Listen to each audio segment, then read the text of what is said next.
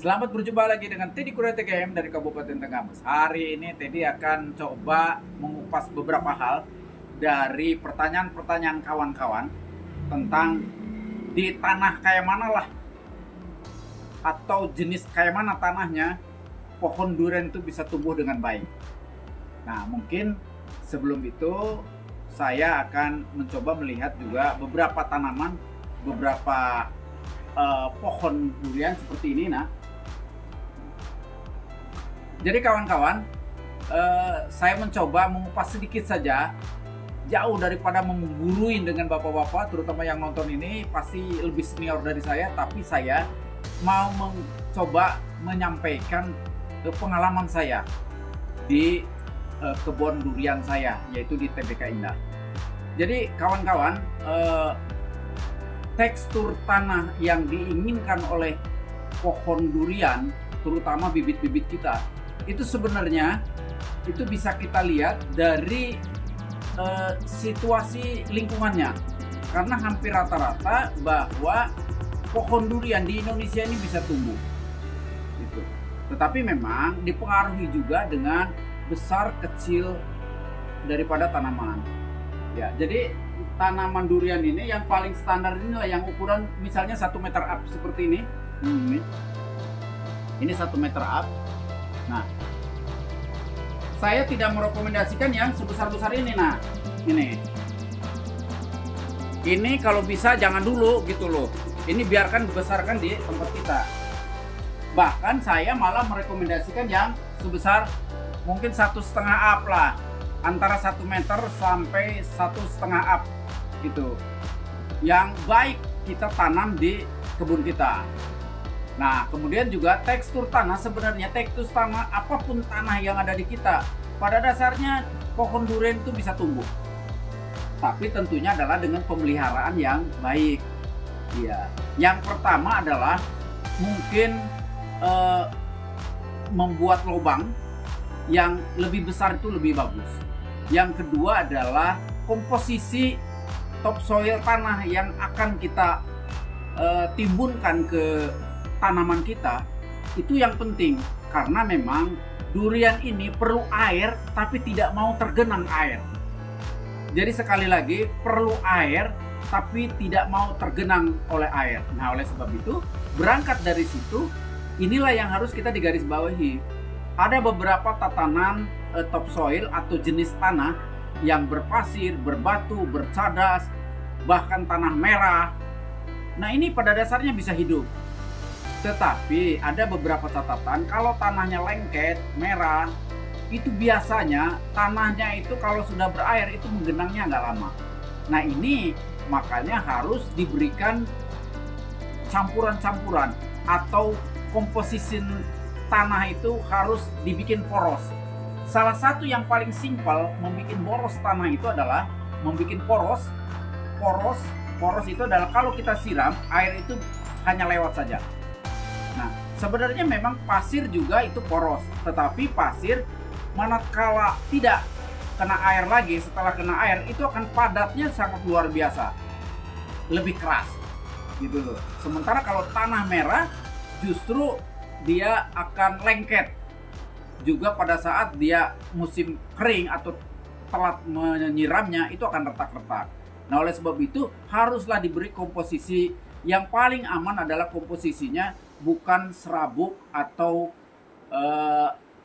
kohe kambing yang belum difermentasi. Bolehlah yang sudah difermentasi, yang sudah aman banget. Mungkin sekarang ada B8 atau berapa itu ada jualannya. Tetapi paling tidak saya ngambil yang simpel-simpel aja untuk bapak-bapak. Yang pertama adalah merang padi. Saya rekomendasikan merang padi aja atau kulit padi, itu yang baru. Karena kalau yang sudah lama memang bagus sih, tapi memang harus ditreatment lagi, terutama tentang penyemprotan atau penyiraman dengan anti jamur gitu kan.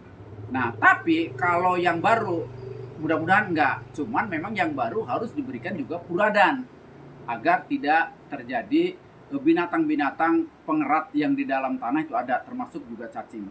Nah, setelah digemburkan, kemudian itu satu-satu kemudian masukkan dan dipadatkan. Itu salah satu teknik yang sangat paling simpel dan paling mudah untuk agar tanaman durian itu tumbuh dengan subur. Jadi yang pertama adalah tanamannya, artinya kebesarannya itu mungkin dari 1 meter up sampai 1,5 up, paling tinggi 2 meter gitu. Tapi yang paling standar adalah 1 meter up. Kedua adalah campuran topsoil tanah yang dikembalikan lagi ke dalam lubang, itu yang harus komposisinya satu-satu. Kemudian penyiraman, kemudian pemberian pupuk itu dilakukan setelah beberapa saat setelah tanam. Minimal 1 bulan atau 2 bulan, lihat perkembangan. Tapi kalau penyiraman harus gitu. Nah, kemudian juga pada saat timbul terubus atau pucuk-pucuk, itu harus segera disemprot. Karena penyemprotan itu sangat utama terhadap antisipasi hama terhadap daun. Nah, itu yang utama. Nah, kemudian nanti 2-3 bulan kemudian baru kita pupuk. Dan pupuk pun yang paling simpel adalah pupuk NPK 1616. Itu pun masukin ke dalam ember 1 atau 2 sendok, kemudian disiramkan. Itu bisa dilakukan 1 bulan sekali. Kalau ukurannya minim. Tapi kalau yang ditimbun bisa 2 bulan sekali bisa. Tapi yang lebih baik itu adalah sebulan sekali dikocorkan. Kalau memang tanamannya seperti ini. Jadi topsoil tanah yang paling baik itu adalah, yang utama adalah dari awal. Dari komposisi awal itu. Nah, masalah tanah apapun di Indonesia ini insya Allah mudah-mudahan bisa tumbuh dengan baik. Yang penting pemeliharaannya. Jadi tanah berpasir itu sangat bagus, tanah cadas juga bagus. Sejauh memang kita gali untuk komposisi untuk hidupnya bisa ditanam. Karena memang tanah berbatuan dan cadas itu punya Pak Agus Widodo itu sangat bagus. Kemudian tanah berpasir itu yang punya Pak Aiketut Kari itu juga bagus. Kemudian tanah-tanah yang seperti tanah-tanah yang di Jabat Manjulu itu sangat bagus juga. Apalagi tanah-tanah yang seperti di tempat Pak Haji Is, itu sangat bagus. Apalagi tanah-tanah yang istilahnya di Kebon Awe, ya kan. Kemudian yang di Aakadu, yang di Tasikmalaya, itu semua juga sudah luar biasa penanamannya. Oleh sebab itu kawan-kawan, nanam durian itu sangat mudah. Yang penting adalah ada keinginan. Kita harus segera menanam pohon durian. Karena pohon durian adalah sebuah investasi untuk kita. Dengan menanam durian berarti kita sudah memulai membuat investasi untuk kita, keluarga kita dan anak cucu kita. Terima kasih kawan-kawan. Sekali lagi, tanamlah durian dari hari ini agar kita mulai membuat sebuah investasi untuk keluarga kita. Terima kasih.